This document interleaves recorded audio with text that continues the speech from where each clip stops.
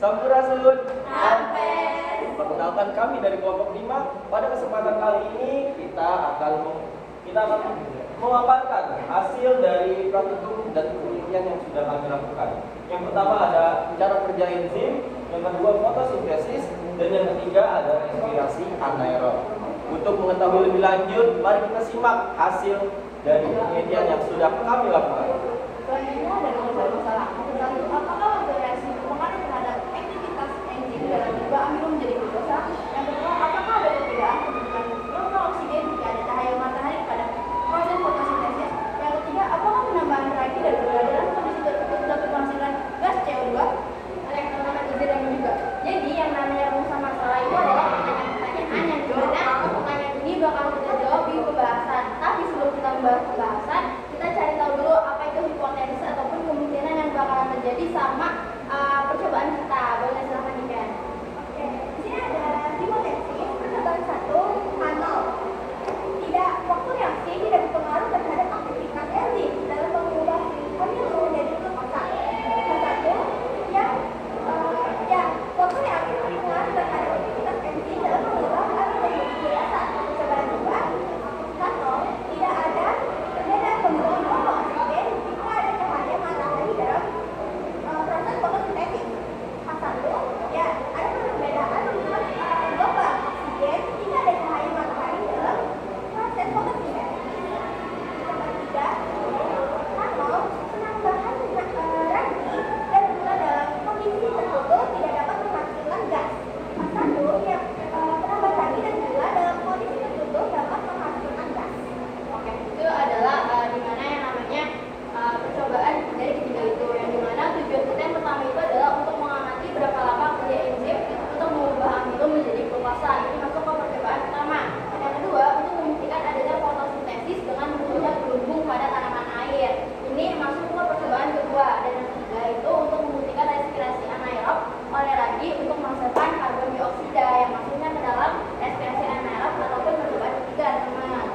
Kita lanjut ke penggunaan alat tambahan. Misalkan untuk Siva. Oke, alat tambahannya di sini percobaan pertama itu alatnya ada sendok makan, gelas plastik, pipet, phaser, handphone, untuk timer dan pisau. Untuk jumlah kualitatifnya, sendok makan itu 3 buah, gelas plastik itu 2, pipet phaser itu 1 buah, dan handphone 1, dan pisau itu 1. Untuk percobaan kedua, alatnya itu ada botol plastik dengan jumlahnya itu 2 buah botol plastik, dan alat selanjutnya itu ada beker glass dan ada 2 buah, dan sendok makan ada 2 buah, dan handphone 1. Dan percobaan ketiga itu ada corong kaca ada 1 buah, balon 3 buah, sendok makan 2 buah, dan botol plastik 2 buah, dan yang terakhir itu ada handphone 1 buah.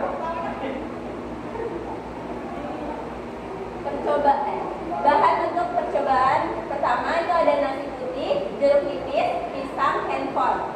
Dan untuk nasi putihnya itu berjumlah 6 sendok, dan jeruk nipis 1 buah, pisang juga 1 buah. Untuk percobaan kedua itu ada tanaman hidrilia.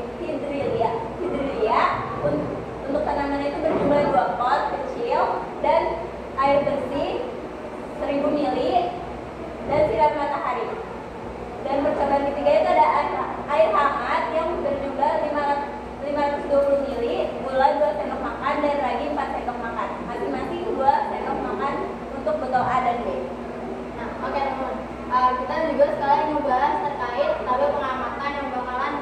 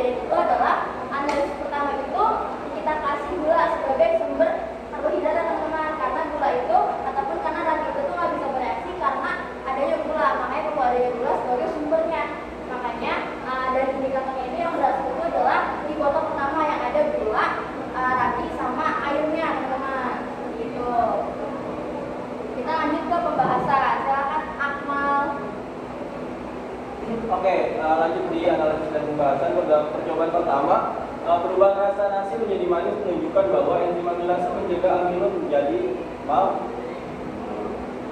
menjadi maltosa. Pada nasi yang ditetesi jeruk nipis, pH menjadi asam sehingga menghambat kerja enzim. Dan pada nasi yang ditambah 1 iris pisang, rasa manis muncul lebih cepat dibandingkan nasi saja atau dengan air jeruk nipis. Pada percobaan kedua, gelembung udara pada tanaman air di botol A adalah oksigen hasil fotosintesis yang hanya terjadi di bawah cahaya. Sedangkan tumbuhan di botol B yang tertutup dan tanpa sinar matahari tidak mengalami fotosintesis.